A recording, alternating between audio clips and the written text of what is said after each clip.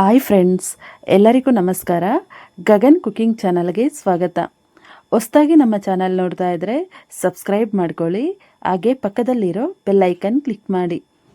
ಬನ್ನಿ, ಇವತ್ತು ತುಂಬ ಟೇಸ್ಟಿಯಾದಂತಹ ವೈಟ್ ರೈಸ್ಗೆ ಹಾಗೆ ಚಪಾತಿಗೆ, ದೋಸೆಗೆಲ್ಲ ಅರ್ಜೆಂಟಲ್ಲಿ ಮಾಡ್ಕೊಳ್ಬೋದು. ಈ ರೀತಿ ಈರುಳ್ಳಿ ಮತ್ತು ಬೆಳ್ಳುಳ್ಳಿ ಇದ್ದರೆ ಸಾಕು, ಈಗ ಒಂದು ಗೊಜ್ಜನ್ನ ರೆಡಿ ಮಾಡ್ಕೊಳ್ಬೋದು. ನಾನಿಲ್ಲಿ ದಪ್ಪ ಸೈಜ್ ಈರುಳ್ಳಿನ ಒಂದು 4ರಿಂದ 5 ತೊಗೊಂಡು ಕಟ್ ಮಾಡ್ಕೊಳ್ತಾ ಇದ್ದೀನಿ. ಸಣ್ಣಗೆ ಕಟ್ ಮಾಡ್ಕೊಳ್ಬೇಕು. ನೋಡಿ, ಈ ರೀತಿ ಸಣ್ಣಕ್ಕೆ ಕಟ್ ಮಾಡಬೇಕು. ಇನ್ನೊಂದ್ಸಲಿ ಇದು ಚಾಪ್ ಮಾಡಿ ಸಣ್ಣಕ್ಕೆ ಕಟ್ ಮಾಡ್ಕೊಳ್ಬೇಕು. ಆಗ ಎಣ್ಣೆಯಲ್ಲಿ ಬೇಗ ಫ್ರೈ ಆಗುತ್ತೆ ಈರುಳ್ಳಿ.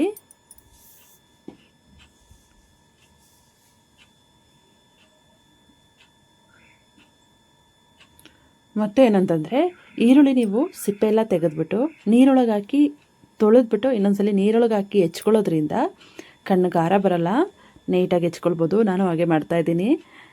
ಈರುಳ್ಳಿ ಸಿಪ್ಪೆ ಎಲ್ಲ ತೆಗೆದು ಒಂದ್ಸಲಿ ತೊಳ್ಕೊಂಡೆ, ಕಪ್ಪು ಇರುತ್ತೆ ಅದು, ಅದಕ್ಕೋಸ್ಕರ ಒಂದ್ಸಲಿ ತೊಳ್ಕೊಂಡು ಆಮೇಲೆ ನೀರೊಳಗೆ ಹಾಕ್ಬಿಟ್ಟು ಹೆಚ್ಕೊಳ್ತಾ ಇದ್ದೀನಿ. ಹಾಗೆ ಎಷ್ಟು ಸಣ್ಣಕ್ಕೆ ಬೇಕಾದ್ರೂ ಕಟ್ ಮಾಡ್ಬೋದು, ಖಾರ ಆಗಲ್ಲ ಕಣ್ಣು. ಈ ರೀತಿ ಕಟ್ ಮಾಡಿಕೊಂಡು ಒಂದು ಪ್ಲೇಟಿಗೆ ಎಲ್ಲ ಹಾಕ್ಕೊಳ್ತಾ ಇದ್ದೀನಿ.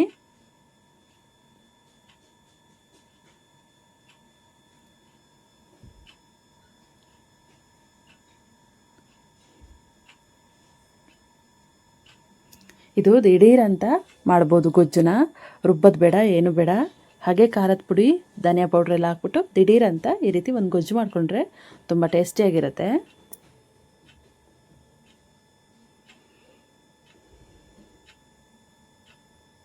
ನೋಡಿ, ನನಗೆ ಕಣ್ಣು ಸ್ವಲ್ಪನೂ ಖಾರ ಆಗ್ತಾಯಿಲ್ಲ, ನೀರೊಳಗೆ ಹಾಕಿ ಹೆಚ್ಚುತ್ತಾ ಇದ್ದೀನಿ ಅದಕ್ಕೆ.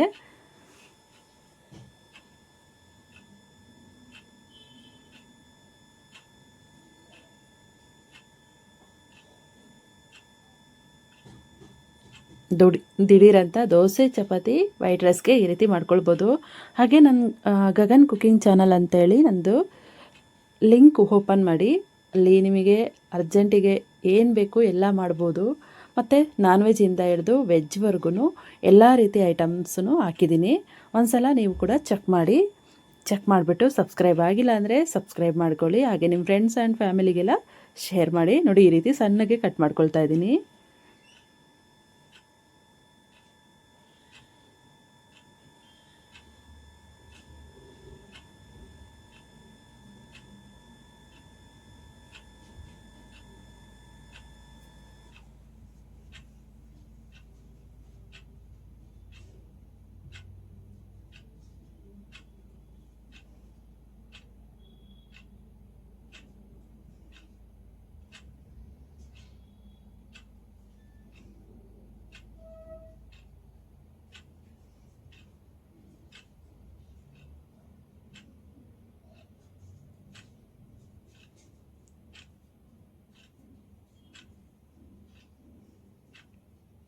ನಾನಿಲ್ಲಿ ಒಂದು 4ರಿಂದ 5 ಸಿಪ್ಪೆ ತೆಗೆದು ಇಟ್ಕೊಂಡಿದ್ದೀನಿ.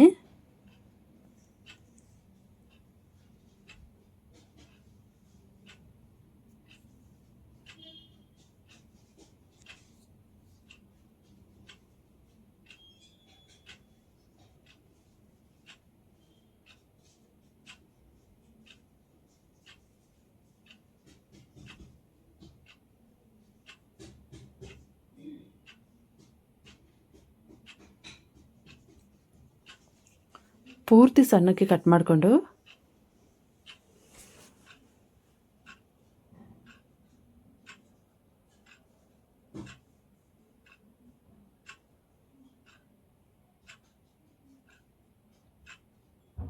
ಚಾಕು ತುಂಬ ಶಾರ್ಪ್ ಇದ್ದರೆ ಬೇಗ ಸಣ್ಣಕ್ಕೆ ಕಟ್ ಆಗುತ್ತೆ.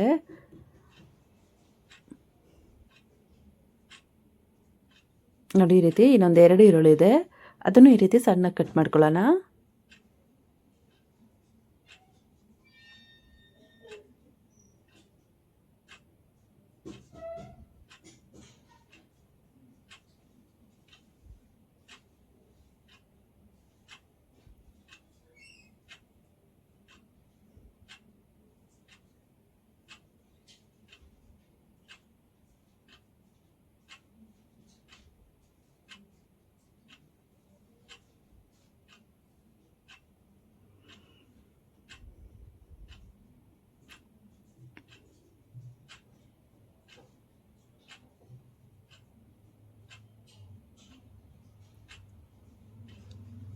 ಈ ರೀತಿ ನೀಟಾಗಿ ಸಣ್ಣಗೆ ಕಟ್ ಮಾಡ್ಕೊಂಡಿದ್ದೀನಿ.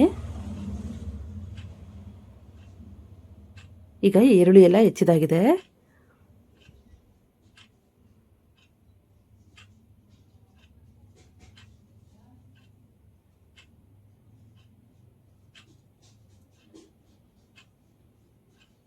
ಈಗ ನಾನು ಈರುಳ್ಳಿನ ಹೆಚ್ಕೊಂಡಿದ್ದೀನಿ. ಸಣ್ಣಗೆ ಕಟ್ ಮಾಡಿರೋದು ಒಂದು 5ರಿಂದ 6 ಈರುಳ್ಳಿ, ಹಾಗೆ 2 ಉಂಡೆ ದಪ್ಪ ಸೈಜ್ದು ಬೆಳ್ಳುಳ್ಳಿ ಈ ಥರ ಸಿಪ್ಪೆ ತೆಗೆದು ಇಟ್ಕೊಂಡಿದ್ದೀನಿ. ಸಿಪ್ಪೆ ತೆಗೆದು ಇಟ್ಕೊಳ್ಬೇಕು. ಸಿಪ್ಪೆ ಸಮೇತ ಹಾಕಿದರೆ ಎಣ್ಣೆ ಒಳಗಡೆ ಅದು ಸಿಡಿಯುತ್ತೆ. ಕರಿಬೇವು 1 ಹಿಡಿಯಷ್ಟು,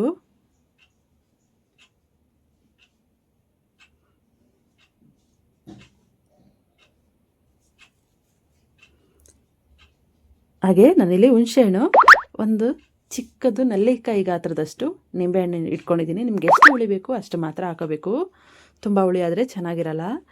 ಸ್ವಲ್ಪ ರುಚಿಗೆ ತಕ್ಕಷ್ಟು ಉಪ್ಪು, ಪೌಡ್ರ್ ಉಪ್ಪು ತಗೊಂಡಿದ್ದೀನಿ, ಪುಡಿ ಉಪ್ಪು. ಹಾಗೆ ಧನಿಯಾ ಪೌಡ್ರು ನಾನಿಲ್ಲಿ ಒಂದು 3 ಸ್ಪೂನಷ್ಟು, ಚಿಕ್ಕ ಸ್ಪೂನಲ್ಲಿ ಒಂದು 3 ಸ್ಪೂನಷ್ಟು ಹಾಕ್ಕೊಳ್ತಾ ಇದ್ದೀನಿ.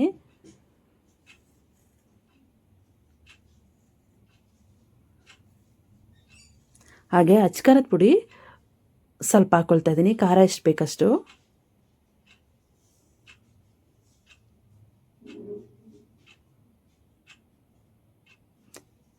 ಈಗ ಮಾಡೋದು ಹೇಗೆ ಅಂತ ನೋಡ್ಕೊಳ್ಳೋಣ.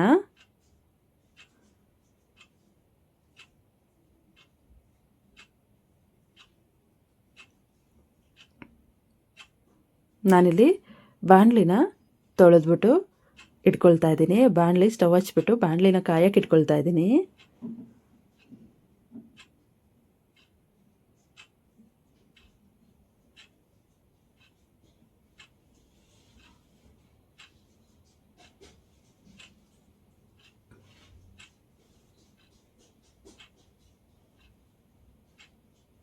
ಬಾಣಲಿನ ಕಾಯಿಸ್ಬೇಕು, ನೀರಿರಬಾರ್ದು ಬಾಣಲಿ ಒಳಗಡೆ, ಆ ರೀತಿ ಕಾಯಿಸ್ಕೊಳ್ಬೇಕು. ಹಾಗೆ ನಾನಿಲ್ಲಿ ಹುಣಸೆಹಣ್ಣನ್ನು ಒಂದು ಪಾತ್ರೆಯಲ್ಲಿ ಸ್ವಲ್ಪ ನೀರು ಹಾಕ್ಬಿಟ್ಟು ಹುಣಸೆಹಣ್ಣು ನೆನೆಯಕ್ಕೆ ಹಾಕ್ಕೊಳ್ತಾ ಇದ್ದೀನಿ. ಯಾಕೆಂದರೆ ಅದು ಚೆನ್ನಾಗಿ ರಸ ಬಿಡಬೇಕು. ಅದಕ್ಕೋಸ್ಕರ ಹುಣಸೆಹಣ್ಣು ಈಗಲೇ ನೆನೆಯಕ್ಕೆ ಇಟ್ಕೊಳ್ತಾ ಇದ್ದೀನಿ. ನೀವು ಸ್ವಲ್ಪ ಬಿಸಿ ನೀರಿಗೆ ನೆನೆಯಕ್ಕೆ ಹಾಕಿದರೆ ಬೇಗ ನೆನೆಯುತ್ತೆ ಅದು.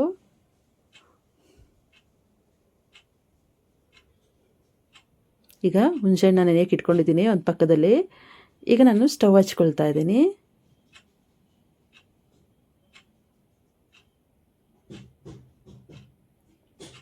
ಸ್ಟವ್ ಹಚ್ಕೊಂಡು ಬಾಣಲೆ ಕಾಯಕ್ಕೆ ಇಟ್ಕೊಳ್ತಾ ಇದ್ದೀನಿ. ಬಾಣಲೆಯಲ್ಲಿ ನೀರಿನ ಅಂಶ ಅನ್ನೋದು ಇರಬಾರ್ದು, ಫುಲ್ಲು ಡ್ರೈ ಆಗಿರಬೇಕು ಬಾಣಲಿ.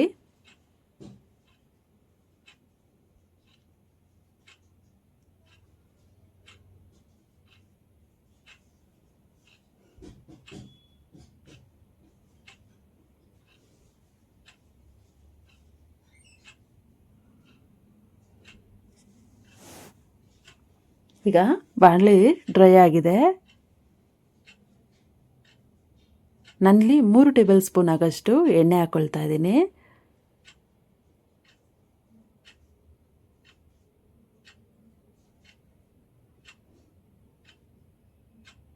ಇದಕ್ಕೆ ನಾನಿಲ್ಲಿ ಬೆಳ್ಳುಳ್ಳಿನ ಸಿಪ್ಪೆ ತೆಗೆದುಬಿಟ್ಟು ಹಾಕ್ಕೊಳ್ತಾ ಇದ್ದೀನಿ. ಸಿಪ್ಪೆ ಸಮೇತ ಹಾಕಿದ್ರೆ ಅದು ಸಿಡಿಯುತ್ತೆ. ಅದಕ್ಕೆ ಸಿಪ್ಪೆ ತೆಗೆದುಬಿಟ್ಟು ಬೆಳ್ಳುಳ್ಳಿನ ಹಾಕ್ಕೊಳ್ಬೇಕು. ಯಾವತ್ತೂ ಅಷ್ಟೇ, ಬೆಳ್ಳುಳ್ಳಿನ ಸಿಪ್ಪೆ ತೆಗೆದುಬಿಟ್ಟೆ ಎಣ್ಣೆ ಒಳಗಡೆ ಹಾಕಬೇಕು ಫ್ರೈ ಮಾಡಬೇಕಾದ್ರೆ. ಸ್ವಲ್ಪ ಚೆನ್ನಾಗಿ ಫ್ರೈ ಆಗಬೇಕು. ಇದು ಸ್ವಲ್ಪ ಕೆಂಪಗಾಗೋ ತನಕ ಫ್ರೈ ಆಗಬೇಕು, ಆಗಲೇ ತುಂಬ ಟೇಸ್ಟ್ ಕೊಡೋದು ಗೊಜ್ಜು.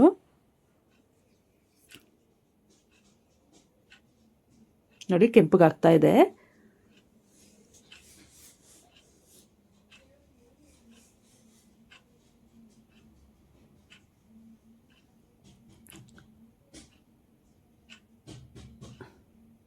ಈಗ ನಾನಿಲ್ಲಿ ಈರುಳ್ಳಿ ಹಾಕ್ಕೊಳ್ತಾ ಇದ್ದೀನಿ.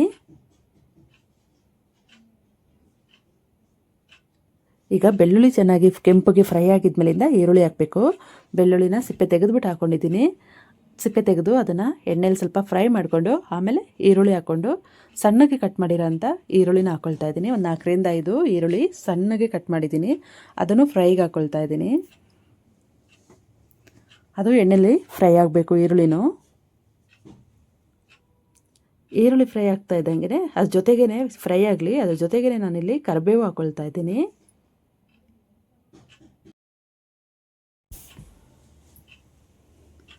ಅದ್ರ ಜೊತೆಗೆ ನಾನು ಈರುಳ್ಳಿ ಫ್ರೈ ಆಗೋಕ್ಕಿಂತ ಮುಂಚೆನೇ ಅದ್ರ ಜೊತೆಗೇ ಕರಿಬೇವು ಹಾಕ್ಕೊಳ್ತಾ ಇದ್ದೀನಿ. ಅದ್ರ ಜೊತೆಗೇ ಫ್ರೈ ಆಗಲಿ, ಈರುಳ್ಳಿ ಕೆಂಪಗೆ ಫ್ರೈ ಆಗಬೇಕು.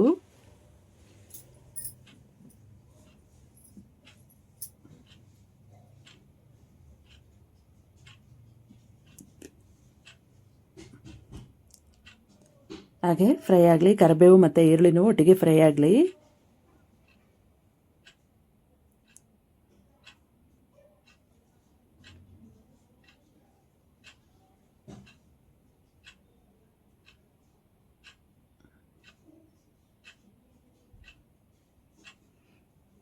ಸ್ವಲ್ಪ ಹಾಗೆ ತಿರುಗಿಸ್ತಾ ಇರಬೇಕು, ಯಾಕೆಂದರೆ ಅಡಿಯಲ್ಲಿ ಈರುಳ್ಳಿ ಎಲ್ಲ ಸೀದ್ಬಿಡುತ್ತೆ.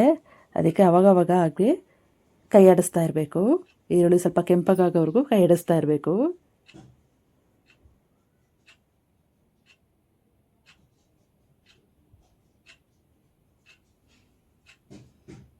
ನೋಡಿ, ಈ ರೀತಿ ಕೈ ಆಡಿಸ್ತಾನೆ ಇರಬೇಕು.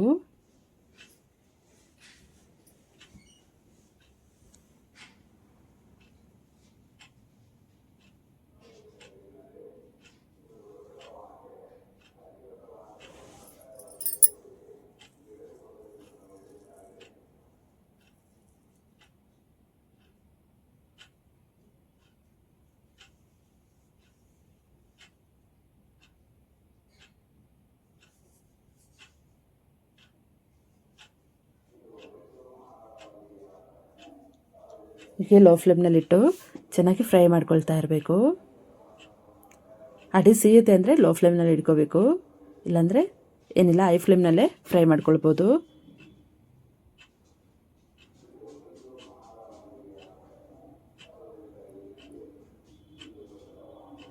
ಈರುಳ್ಳಿ ಸ್ವಲ್ಪ ಬಾಡ್ತಾ ಇದೆ.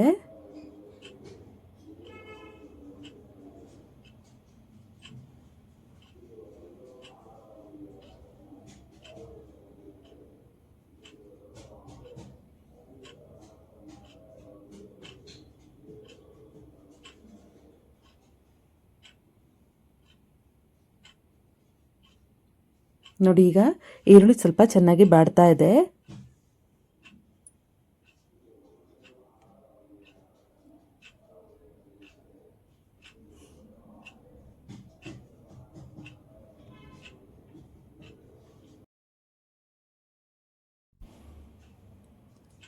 ಹೀಗೆ ಈರುಳ್ಳಿ ಫ್ರೈ ಆಗೋ ತನಕನೂ ಕೈ ಆಡಿಸ್ತಾ ಇರಬೇಕು, ಆಗ ಅಡಿ ಸೀದೋಗಲ್ಲ.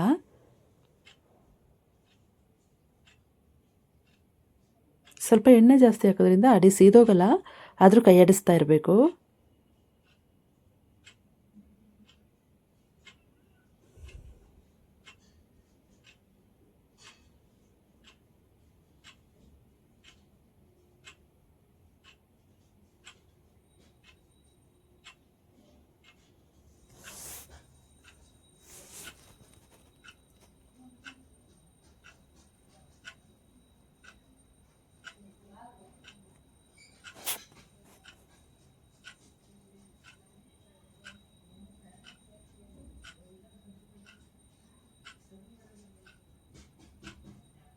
ನೋಡಿ, ಇದು ಈಗ ನಿಧಾನಕ್ಕೆ ಫ್ರೈ ಆಗ್ತಾ ಇದೆ.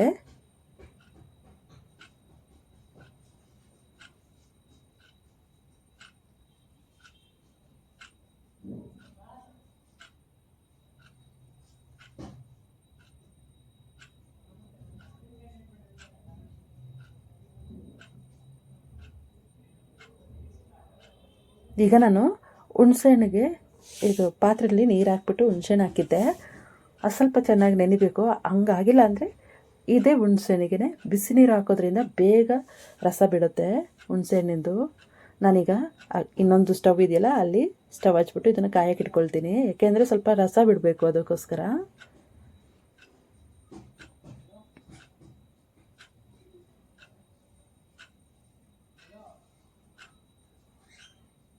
ಸ್ವಲ್ಪ ಬೆಚ್ಚಗಾಗಿದ್ಮೇಲೆ ತೆಗೀರಿ, ಆವಾಗ ಚೆನ್ನಾಗಿ ಅದು ರಸ ಬಿಡುತ್ತೆ ಹುಣಸೆಹಣ್ಣಿಂದು. ಇದು ಹೊಸ ಹುಣಸೆಹಣ್ಣು, ಅದಕ್ಕೆ ರಸ ಬಿಡ್ತಾ ಇಲ್ಲ. ಹಾಗಾಗಿ ಸ್ವಲ್ಪ ನೀರನ್ನ ಬಿಸಿ ಮಾಡಿಬಿಟ್ಟು ಹಾಕ್ಕೊಳ್ತಾ ಇದ್ದೀನಿ ಹುಣಸೆಹಣ್ಣಿಗೆ. ಈಗ ಈರುಳ್ಳಿ ಚೆನ್ನಾಗಿ ಫ್ರೈ ಮಾಡಿದಾಗಿದೆ. ಇದಕ್ಕೆ ಸ್ವಲ್ಪ ರುಚಿಗೆ ತಕ್ಕಷ್ಟು ಉಪ್ಪನ್ನು ಹಾಕೊಳ್ಳೋಣ.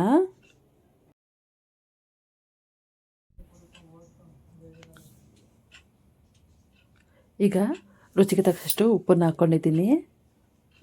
ಸ್ವಲ್ಪ ಉಪ್ಪು ಹಾಕೋಬೇಕು, ರುಚಿಗೆ ಎಷ್ಟು ಬೇಕಷ್ಟು ಸಾಕು. ಈಗ ಈರುಳ್ಳಿ ಎಲ್ಲ ಚೆನ್ನಾಗಿ ಫ್ರೈ ಆಗಿದೆ, ಹಾಗೆ ಉಪ್ಪು ಸಹ ಹಾಕಿದ್ದೀನಿ ರುಚಿಗೆ ಎಷ್ಟು ಬೇಕಷ್ಟು. ಈಗ ನಾನಿಲ್ಲಿ ಧನಿಯಾ ಪೌಡ್ರು ಇದೆಯಲ್ಲ, ಸಣ್ಣ ಸ್ಪೂನಿಗೆ ಒಂದು 3 ಸ್ಪೂನ್ ಆಗಷ್ಟು ಹಾಕ್ಕೊಳ್ತಾ ಇದ್ದೀನಿ.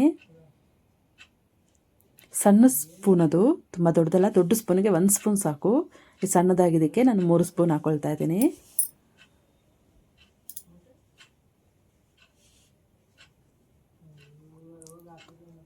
ಇದನ್ನು ಹಾಗೆ ಸ್ವಲ್ಪ ಫ್ರೈ ಆಗಬೇಕು, ಧನಿಯಾ ಪೌಡ್ರೂ ಹಸಿ ಸ್ಮೆಲ್ ಹೋಗೋ ತನಕ ಫ್ರೈ ಆಗಬೇಕು. ಹಾಗೆ ಒಂದು 2 ನಿಮಿಷ ಕೈ ಆಡಿಸ್ತಾ ಇರಬೇಕು. ಧನಿಯಾ ಪೌಡ್ರ್ ಹಾಕಿದ್ಮೇಲೆ ಅದು ಅಡಿ ಸೀದೋಗುತ್ತೆ, ಹಾಗಾಗಿ ಒಂದು 2 ನಿಮಿಷ ಹಾಗೆ ಕೈ ಆಡಿಸ್ತಾ ಇರಬೇಕು.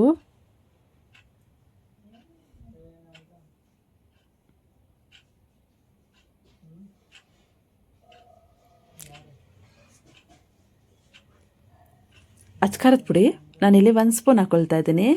ಖಾರ ಸ್ವಲ್ಪ ಕಡಿಮೆ ಹಾಕ್ಕೊಳ್ತಾ ಇದ್ದೀನಿ, ಮಕ್ಕಳೆಲ್ಲ ಇಷ್ಟಪಟ್ಟು ತಿಂತಾರೆ ಅಂತ ಖಾರ ಸ್ವಲ್ಪ ಕಡಿಮೆ ಹಾಕ್ತೀನಿ. ದೊಡ್ಡವರಿಂದ ಮಕ್ಕಳವ್ರಿಗೂ ಗ್ಯಾಸ್ಟ್ರಿಕ್ ಎಲ್ಲ ಆಗೋಲ್ಲ ಖಾರ ಕಡಿಮೆ ಹಾಕೋದ್ರಿಂದ, ಅದಕ್ಕೆ ನಾನು ಕಡಿಮೆ ಹಾಕ್ಕೊಳ್ತಾ ಇದ್ದೀನಿ. ನಿಮಗೆ ಸ್ವಲ್ಪ ಖಾರ ಬೇಕಂದರೆ ಒಂದು 1/4 ಟೀ ಸ್ಪೂನಷ್ಟು ಎಕ್ಸ್ಟ್ರಾ ಹಾಕ್ಕೊಳ್ಬೋದು.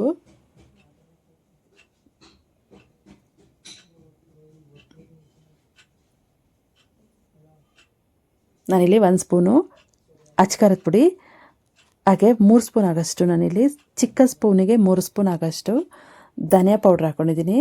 ಅದು ದೊಡ್ಡ ಸ್ಪೂನ್ ಆದರೆ ಧನಿಯಾ ಪೌಡ್ರು 1 ಸ್ಪೂನ್ ಸಾಕು. ನಾನು ಚಿಕ್ಕ ಸ್ಪೂನಲ್ಲಿ ಹಾಕ್ಕೊಂಡಿದ್ರಿಂದ 3 ಸ್ಪೂನ್ ಹಾಕ್ಕೊಳ್ತಾ ಇದ್ದೀನಿ. ಈಗ ಹುಣಸೆಹಣ್ಣು ಬಿಸಿ ನೀರಲ್ಲಿ ನೆನೆಯಕ್ಕೆ ಹಾಕಿದ್ದೆ, ಈಗ ಅದು ರಸ ಚೆನ್ನಾಗಿ ಬಿಟ್ಟಿದೆ. ಹೊಸ ಹುಣಸೆಹಣ್ಣು ಆಗಿದ್ದರಿಂದ ಬಿಸಿನೀರಲ್ಲಿ ಹಾಕ್ಕೊಳ್ತಾ ಇದ್ದೀನಿ.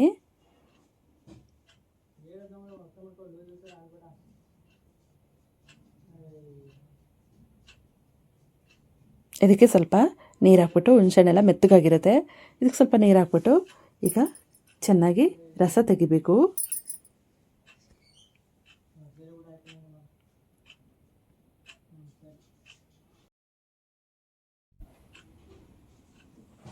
ಈಗ ಹುಣಸೆಹಣ್ಣಿನ ರಸ ಹಾಕಿದ್ಮೇಲಿಂದ ಇದನ್ನು ಚೆನ್ನಾಗಿ ಕುದಿಸ್ಕೊಳ್ಬೇಕು. ನಾನಿಲ್ಲಿ ಹುಣಸೆಹಣ್ಣಿನ ರಸ ಬಂದು ಒಂದು ನಲ್ಲಿಕಾಯಿ ಗಾತ್ರದಷ್ಟು ಹುಣಸೆಹಣ್ಣು ತೊಗೊಂಡಿದ್ದೆ, ಅದನ್ನು ಬಿಸಿನೀರಿಗೆ ಹಾಕ್ಬಿಟ್ಟು ಚೆನ್ನಾಗಿ ರಸ ಬಿಟ್ಕೊಂಡು ಅದನ್ನು ಹಾಕ್ಕೊಂಡಿದ್ದೀನಿ. ಅದು ಚೆನ್ನಾಗಿ ಕುದಿ ಬರಬೇಕು.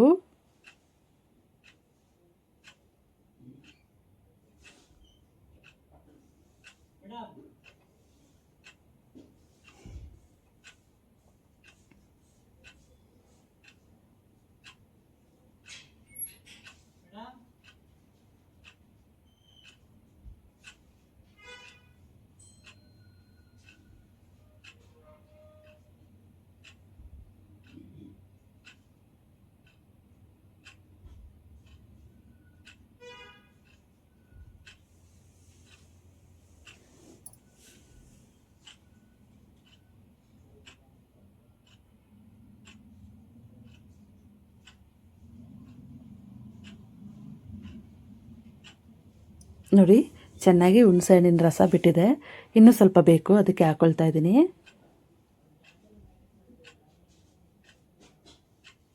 ಸಾಕು. ಈಗ ಇದನ್ನು ಚೆನ್ನಾಗಿ ಕುದಿಯಕ್ಕೆ ಬಿಡಬೇಕು. ಕುದಿಬೇಕಂದ್ರೆ ಸ್ವಲ್ಪ ಎಣ್ಣೆ ಮೇಲೆ ಬರ್ತಾ ಇರುತ್ತೆ, ತೇಲ್ತಾ ಇರುತ್ತೆ, ಅಲ್ಲಿಗೆ ಅದು ಪರ್ಫೆಕ್ಟಾಗಿ ಚೆನ್ನಾಗಿ ಕುದಿ ಬಂದಿದೆ ಅಂತ ಅಲ್ಲಿವರೆಗೂ ಚೆನ್ನಾಗಿ ಕುದಿಸ್ಕೊಳ್ಬೇಕು. ಖಾರದ ಪುಡಿ ಘಾಟೆಲ್ಲ ಹಸಿ ಸ್ಮೆಲ್ಲೆಲ್ಲ ಹೋಗಲಿ, ಅಲ್ಲಿವರೆಗೂ ಚೆನ್ನಾಗಿ ಕುದಿಸ್ಕೊಳ್ಳೋಣ.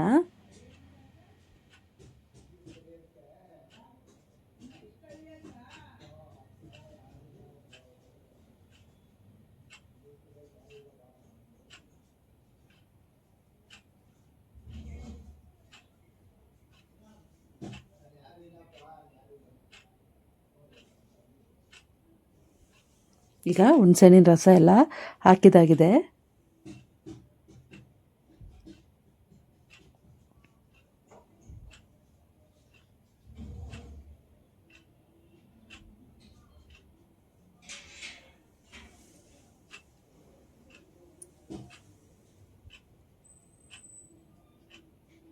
ಇದು ಚೆನ್ನಾಗಿ ಕುದಿ ಬರಬೇಕು.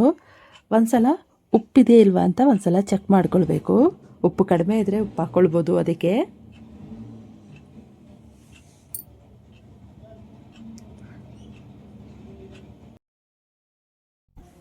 ಈಗ ನಾನಿಲ್ಲಿ ಅರಶಿನ ಪುಡಿ ಒಂದು 1/4 ಟೀ ಸ್ಪೂನ್ ಅಷ್ಟು ಹಾಕ್ಕೊಳ್ತಾ ಇದ್ದೀನಿ, ತುಂಬ ಜಾಸ್ತಿ ಬೇಡ. 1/4 ಟೀ ಸ್ಪೂನ್ ಹಾಕ್ಕೊಂಡು ಇದು ಅಚ್ಕಾರದ ಪುಡಿ ಎಲ್ಲ ಹಾಕಿದ್ದೀವಲ್ಲ, ಈಗ ಹುಣಸೆಹಣ್ಣಿನ ರಸನೂ ಹಾಕಿದ್ದೀವಿ.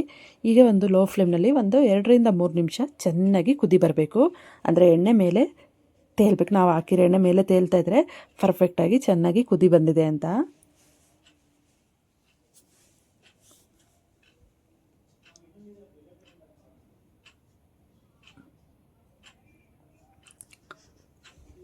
ನಾನಿಲ್ಲಿ ಉಪ್ಪು ಸ್ವಲ್ಪ ಸರಿ ಇದೆಯಾ ಅಂತ ಒಂದು ಸಲ ಟೆಸ್ಟ್ ಮಾಡ್ಕೊಳ್ತಾ ಇದ್ದೀನಿ. ಚೆಕ್ ಮಾಡಿಬಿಟ್ಟು ಉಪ್ಪು ಬೇಕಂದರೆ ಸ್ವಲ್ಪ ಉಪ್ಪು ಹಾಕ್ಬೋದು, ಖಾರ ಬೇಕು ಅಂದರೆ ನಿಮಗೆ ಖಾರನೂ ಸ್ವಲ್ಪ ಹಾಕ್ಕೊಳ್ಬೋದು. ಹಾಕ್ಕೊಂಡು ಮತ್ತೆ ಚೆನ್ನಾಗಿ ಕುದಿಸೋಕ್ಕೆ ಬಿಡಬೇಕು, ಕುದಿಯೋಕ್ಕೆ ಬಿಡಬೇಕು.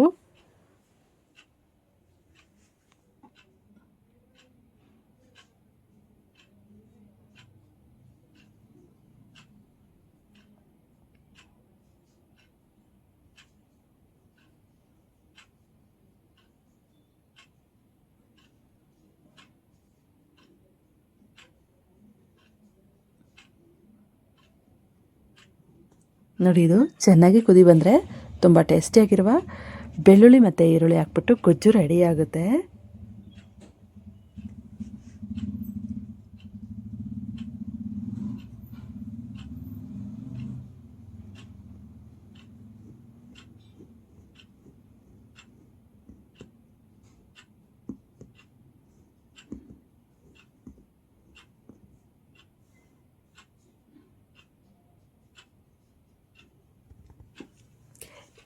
ಇದು ಬಿಸಿ ಅನ್ನಕ್ಕೆ ಮತ್ತು ಚಪಾತಿ ದೋಸೆಗೆಲ್ಲ ಅರ್ಜೆಂಟಿಗೆ ಈ ರೀತಿ ಒಂದು ಗೊಜ್ಜು ಮಾಡಿಕೊಂಡು ತಿನ್ಬೋದು. ಅರ್ಜೆಂಟಿಗೆ ಆಗೋ ಅಂಥ ಗೊಜ್ಜಿದು.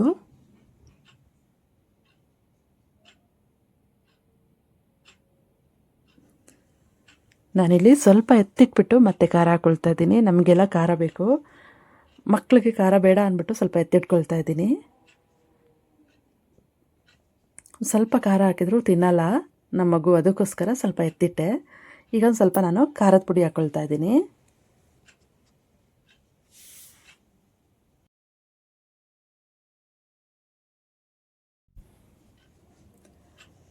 ಈಗ ನಾನಿಲ್ಲಿ ಒಂದು 1/4 ಟೀ ಸ್ಪೂನ್ ಆಗೋಷ್ಟು ಎಕ್ಸ್ಟ್ರಾ ಖಾರದ ಪುಡಿ ಹಾಕ್ಕೊಳ್ತಾ ಇದ್ದೀನಿ.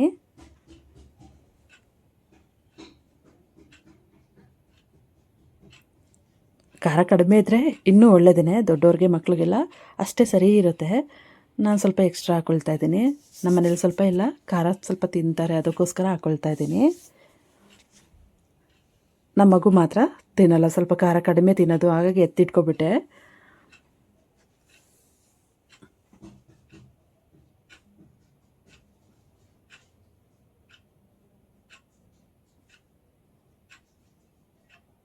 ಈಗ ತುಂಬ ಟೇಸ್ಟಿಯಾಗಿದೆ ಇದು.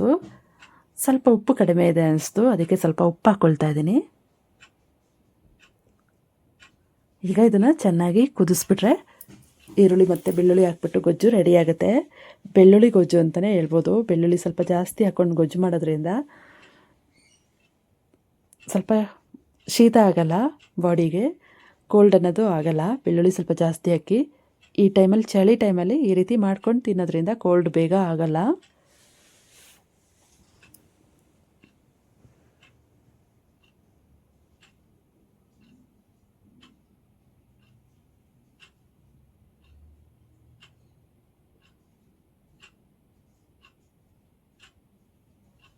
ಸ್ವಲ್ಪ ಹುಣಸೆಹಣ್ಣಿನದು ರಸ ಹಾಕ್ಕೊಳ್ತಾ ಇದ್ದೀನಿ, ಕಡಿಮೆ ಇತ್ತು ಅದಕ್ಕೆ ಸ್ವಲ್ಪ ಹುಣಸೆಹಣ್ಣು ರಸ ಹಾಕ್ಕೊಳ್ತಾ ಇದ್ದೀನಿ.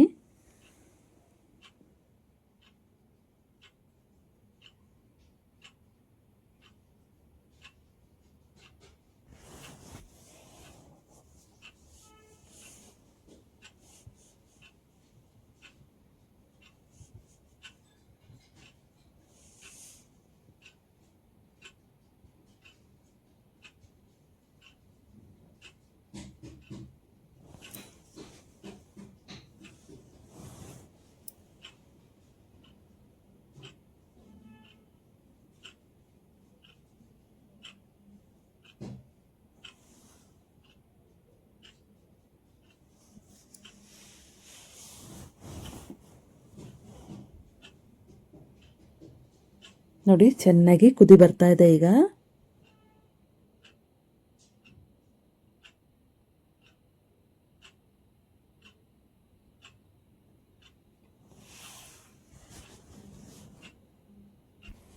ಈಗ ರುಚಿಯಾಗಿರುವ ಬೆಳ್ಳುಳ್ಳಿ ಗೊಜ್ಜು ರೆಡಿಯಾಗಿದೆ. ಈ ವಿಡಿಯೋ ನಿಮಗೆ ಇಷ್ಟ ಆಗಿದ್ದಲ್ಲಿ ಪ್ಲೀಸ್ ಕಮೆಂಟ್ ಮಾಡಿ, ಲೈಕ್ ಕೊಟ್ಟು ಶೇರ್ ಮಾಡಿ. ಹಾಗೆ ಗಗನ್ ಕುಕಿಂಗ್ ಚಾನಲ್ಗೆ ಸಬ್ಸ್ಕ್ರೈಬ್ ಆಗಿ. ಈ ವಿಡಿಯೋ ನೋಡಿದ್ದಕ್ಕೆ ಎಲ್ಲರಿಗೂ ಧನ್ಯವಾದಗಳು.